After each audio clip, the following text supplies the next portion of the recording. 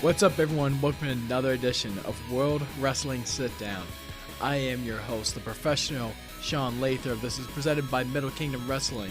And joining at this time is a professional wrestler from the great nation of Korea, Shiho. Mr. Shiho, how are you doing today? I'm great. Thank you for having me here. As I just mentioned, Korea. This is the first time we're hitting. This is the first time we're hitting Korea in the World Wrestling Sit Down series, and not many people really know about wrestling in Korea outside of the WCW event years ago of Collision in Korea.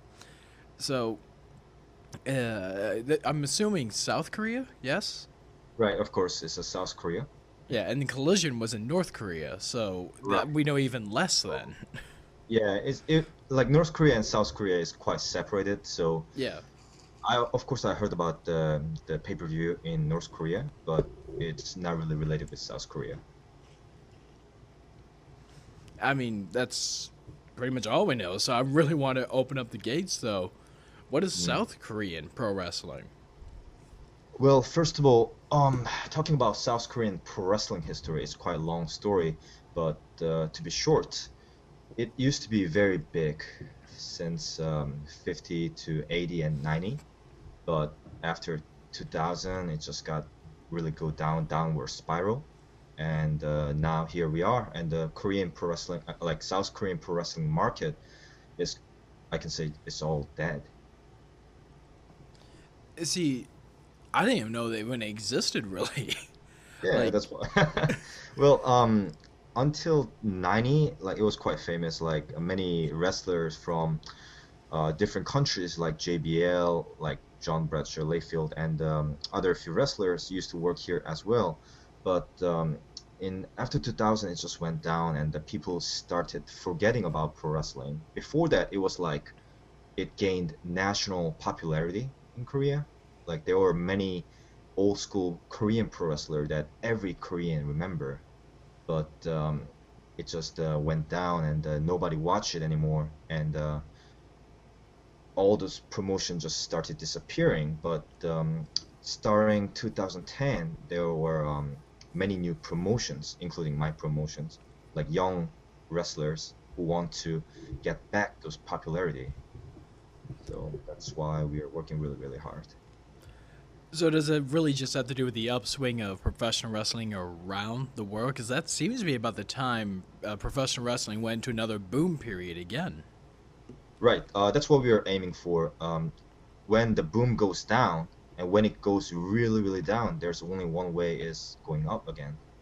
And whenever we threw outdoor show in Korea, many youngsters who are not really familiar with pro wrestling, they really love it. They really love our work. They really love our show, and they are really curious about our work, because probably for a Korean youngster, they've never seen a live pro wrestling show in Korea, like beside WWE from TV. So yeah, it's pretty probable. But the thing is, with the fact that, as you kind of mentioned, it's kind of in an upswing, it was kind of dead prior to 2010. You actually weren't trained in Korea then. You were trained in Japan, correct? No, actually, I was trained in Korea. Oh, by a In my Japanese case, I wrestler, started yeah. my pro wrestling career in 2012. Hmm. Uh, I was uh, I was just, as a wrestling fan, I was watching this pro wrestling promotion called PLA, Professional Live Action, one of the Korean pro wrestling promotion in Korea. And I became a huge fan of them, and they suggested me to train with them. And since then, I got trained by a Korean pro wrestler called Hyena. And also, luckily, I had the opportunity to get trained from wrestlers from different countries. For example, like I have one of the trainer called Joe from Japan. He used to wrestle in Zero One and many other Japanese pro wrestling promotion, and he taught me some this Japanese pro wrestling and psychologies. And also, I have this Mexican luchador called Rockstar from Mexico, and he came to Korea just for traveling, and he just somehow started working with us, and then he taught me some lucha moves, and also there were many American guy who came from America, of course, and worked with us, and they taught me some American psychology and American wrestling style, like. So I learned from so many different people, like Bryson Scott from Texas Pro Wrestling, and Leo Aluev, a really veteran wrestler, and many other American wrestlers. So for me, considering the really poor pro wrestling environment in Korea, I was really lucky that I could learn so many different styles from so many different people. But I can say that my origin of pro wrestling, my pro wrestling style is hugely influenced by the Korean pro wrestler Hyena. He's also a promoter of PLA. With you, having such the original background of Korean professional wrestling, and then learning more and more about the American wrestling style as your career continued, I'm curious, what's really the big difference between the Korean and the American? Is it more of a hard-hitting style? Is it, as you kind of said, a more of a lucha style? Well, talking about Korean style, there are not really a Korean style that we can define because we're still building on it. There are a few promotions in Korea currently, and they all have different style. Like some promotion have like totally like Japanese style, while PLA kind of focus on more like WWE style. So it's kind of hard to tell what is Korean style because everybody have different style in Korea. Hmm. In my case, so we're as much as possible we try to accept many other different styles and mix it and try to make it our own style. So it's kind of ongoing. So I cannot tell the definite differences between American style and Korean style. I mean, you're definitely entering the Korean style. You recently went over to Brainbuster Pro, I believe it is, in Florida, Right. and made your first Florida. American debut. Hmm. Uh, Well, I had a chance to wrestle there because the Johnny Vandal and the Craig John from Zero One, and they are also promoter of the Brainbuster Pro Wrestling, and they gave me a chance to wrestle there. So I went there, and the differences that I found was that every, how can I say, it was more improvising than Korean pro wrestling. Well, in PLA we usually improvise as well, but we try to be really strict mhm. when it comes to matchmaking. But it seems like in America, like many wrestler just tend to wrestle more in improvising manner. So I was quite surprised at first time, but we also train to get prepared in that kind of improvising style. So it wasn't a huge problem, but it was pretty interesting to see their different style. What about you? Is there, because I noticed you enjoy yourself, of course, everyone loves doing it if they can, the super kicks, the hurricanranas, things like that. What's some Right. of the biggest influences into your personal style? Like a guy that you really wanted to try and learn from, or sort of, I don't want to say the word mimic, but I think you know what I'm trying to say when I say mimic styles. Right. Try to like get influence from different Yeah, style. yes, influence. Like a certain wrestler that just influenced your style and look or what have you. Uh, well, it's hard to say. I usually watch many wrestling shows to learn their different style and to see any moves that I can add in my arsenal. First of all, when I start wrestling, my trainer Hyena always stressed that because I'm really small and not really buffed guy. So for that, I need to move fast. Always, I need to jump from the top rope. I need to fight against those big guys with speedy moves, and that's why I kind of referenced a lot from Lucha Libre. So I try to pick up lots of moves as much as possible from Mexican pro wrestling. And also I've seen many wrestlers video from America who use lots of Lucha Libre moves and some cruiserweight. I can say John Morrison was my huge influence, like his kick moves and his acrobatic style. I I can really see really love that. it. Yeah, And go ahead. Hmm. Go ahead. Who was there? Another person you were going to say that was beside John Morrison? John Morrison, and of course, every cruiserweights wrestler's dream, Rey Mysterio. When I was a kid, I used to grow up watching his amazing moves, and I tried to follow his moves, his footstep, and everything that I could learn. Mm, and besides of that, there are not that many wrestlers that I try to mimic. I mean, no one really wants to mimic as much as they just like want to learn, want to try and pick the brain of. I think Like, that's really what I wanted to I try just, and hit, I guess, right, right. because Hmm. there's, I mean, there's only one. Well, actually, there's like five Rey Mysterios, but there's only one of you. Is what I'm trying to say. There's no point in trying to be the next version of another wrestler that already exists. Exactly. And what's interesting about, I guess, your career in that aspect is that there has been a bit of a boom, as we were saying, with professional wrestling, but not just professional wrestling, just the whole everyday kind of look. When we saw in the WWE, everyone loved Daniel Bryan.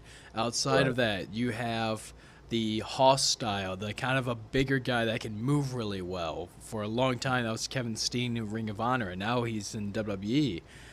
For yourself, you were pointed out that you're a smaller guy, but when at least for the average Korean, when they see someone like you, and even you said it yourself, you're a big fan favorite. They kind of have that connection that he's just like a guy that works with me down wherever my job is down there. Is that something you kind of strive for? That you are the everyday man, just trying to fight as hard as you can? Right. That's the whole concept of my pro wrestling life.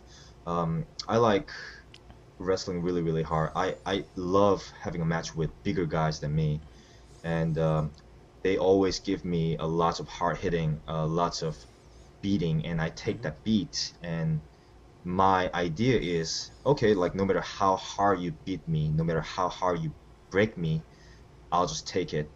And there's gonna be one chance that I can um, there's a one chance that I can hit your neck or hit your head, so I can give you lots of damage at that moment, and then I'm gonna I'm gonna wait that moment. So for now, I'm just gonna let you beat me as much as possible, and in the chance that I you make one mistake, then that's gonna be the moment that I take you down. And whenever I show this kind of wrestling style, audiences they really sympathize with me because I'm kind of small and just average looking guy. So I love hearing their chant, like they're cheering, like especially kids. They cheer me a lot, and especially when I get beat down from bigger guys, lots of kids they cry while they watch my match, and that's one of the biggest fun in pro wrestling. And after I get beat down, and then after I come back with lots of flying moves, then that's where those crowds go really pop. And yeah, that's why I love pro wrestling in that part. I want to rewind for a second. Did you just say when you make kids cry is when it gets really fun? Well, I wouldn't say it's fun, but I think it's interesting that kids really cheer for me and really sympathize for me. That makes them actually cry, and that makes me want to fight harder, actually. It really motivates me. In a sense, wanting to be the ultimate superhero. Yeah, probably. And I like showing my moves and like flying and taking all the beats and showing that to kids and inspiring them. It feels really amazing. I mean, that is, in a sense, professional wrestlers, they are the greatest superheroes for a lot of kids growing up. I know I was the exact same way. Dime Dallas Hmm. Page was the greatest superhero for me. Who was your big hero growing up?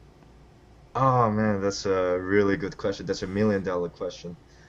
So I started watching pro wrestling when I was like 11 years old, 12 years old. I used to watch with my grandma, And at the time, it was like 2001, 2002. And my biggest hero at the time was the Brother of Destruction, Undertaker, the Kane. Whenever they fight against those evil Austin, Triple H, I really admire them and really admire their strength and their size and their charisma. And also Chris Jericho. I think also Chris Jericho influenced me a lot in wrestling style and the visual because I real back in 2001 I watched Chris Jericho running around the ring and never take a rest and take down every enemy with his really clever moves like triangle dropkick, lion salt. Those moves were really innovative at the time for me. I was really shocked and inspired. So yeah, Chris Jericho and the Brother of Destruction would be my hero in my childhood. I mean, that's a pretty decent lineup. All of them are Hall of Famers for sure. Hmm. For sure. Well, I want to end it up with one more question for you before we leave this show. You get a setup. Mhm. Biggest dream match for you. The arena, the event, the opponent, whatever you want. What Mhm. is the big match for you? Like if I ever have a chance? Absolutely. Oh man. If I have a chance to have a match with anybody, that would be the Kane. It would be Kane actually. Kane is my favorite wrestler, and I usually, as I said, I enjoy having a match with really big dudes Mhm. because it gives a good underdog drama story, and yeah, I think I would have a good, really good match if Kane have a match with me. So yeah, like if I meet him, like one of my favorite that I would ask to him would be choke slamming me through the table. That's kind of silly, but yeah. I mean, I probably would have said the same thing to DDP, just like, hey, can you just diamond cutter me real quick? It'd be great. Oh But yeah, absolutely. I guarantee Kane's probably had that a few times of someone just Yeah, asking to choke slam him. you just give me a really warm smile and sudden choke me and lift me really high and slam me into the hell, and I would love it. I think we need to get you a counselor now, to be honest. That was fun, man. All right. Well, thank you so much for being on the program, man. If you are on the Twitter, the Instagram, Facebooks, go ahead and plug it right now. Where can they find you? Well, usually I don't really use my Facebook as my promoting, but we do have our PLA Pro Wrestling page. Just go to Facebook or Twitter and or YouTube channel and type professional live action wrestling. Then you will find us and you will find me. All right, that was a pretty quick way to find it. Get to the promotion, then get to him, and who knows? Exactly. Well, actually, what's one of the upcoming events you guys got coming up? We usually throw a show once a month, and the next show would be 18th March. So it's gonna be after like 2 or 3 weeks. All right. So if anybody who's in Korea, if they have interest in pro wrestling, we are here. So please watch us having a great show. All right. Well, thank you so much for being a part of the program. Problem, man. It was great pleasure to talk with you guys. This was the World Wrestling Sit Down presented by Middle Kingdom Wrestling. Thank you again to Shiho for being a part of the program, and check out all of our past episodes, and we got more coming at you. I am the professional Sean Lathrop, the man who sleeps on the floor, can't possibly fall out of bed.